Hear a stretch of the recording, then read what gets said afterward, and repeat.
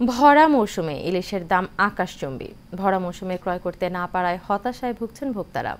আগে দেশের মানুষ ইলিশ পাবে, পরে হবে রপ্তানি, এমনটাই বলেছেন মৎস্য ও প্রাণী সম্পদ উপদেষ্টা ফরিদ আক্তার। তারই ধারাবাহিকতায় সাধারণ ক্রেতারা বাজারে ইলিশ ক্রয় করতে গিয়ে ইলিশের দাম শুনে দিচ্ছেন মাথায় হাত। নোয়াখালী প্রতিনিধি মানিক ভুঁইয়ার ভিডিও তথ্যচিত্রে বিস্তারিত জানাচ্ছেন সঞ্জিদা হক। মেঘনা নদী সহ বঙ্গোপসাগরে ইলিশ মাছ শিকার করে নোয়াখালীর জেলেরা।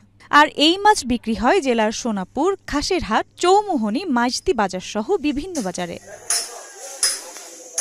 পাইকারীরা বলছেন, একদিকে যেমন নদীতে মিলছে না কাঙ্ক্ষিত মাছ, তেমনি নদীতে নামলে হচ্ছে খরচও। ফলে বাজারে ইলিশের দাম একটু বেশি।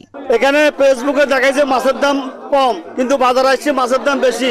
মাছ হলো খুবই কম, মাছ বাইরে যায় না, কোনো কিছু হয় এটা আমরা জানি না। শুধু বর্তমান বাজার হিসেবে মনে হয় মাছের চাহিদা যে পরিমাণে, এই পরিমাণে মাছ নেই বাজারে। আমার মনে হয় একটা বিশাল সিন্ডিকেট আছে এটার মধ্যে।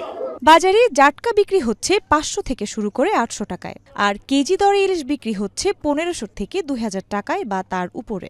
আমাদের দেশে যে পরিমাণ ইলিশ মাছ উৎপাদন হয় তার খুব সামান্য পরিমাণই বিদেশে রপ্তানি করা হয়। তো সেক্ষেত্রে আমরা এই বিদেশে রপ্তানির ইস্যুকে কাজে লাগে কেউ যদি অতিরিক্ত দাম বাড়ানোর চেষ্টা করে, আমরা প্রশাসনিকভাবে ব্যবস্থা নেওয়ার চেষ্টা করি। বাঙালির কাছে এখন ইলিশ মাছ খাওয়াটা যেন এক স্বপ্নের মতো। তাই দেশের চাহিদা পূরণের পর বিদেশে রপ্তানি করে বৈদেশিক মুদ্রা অর্জন করা উচিত বলে মনে করেন সংশ্লিষ্টরা। সঞ্জিদা হক, এশিয়ান টেলিভিশন।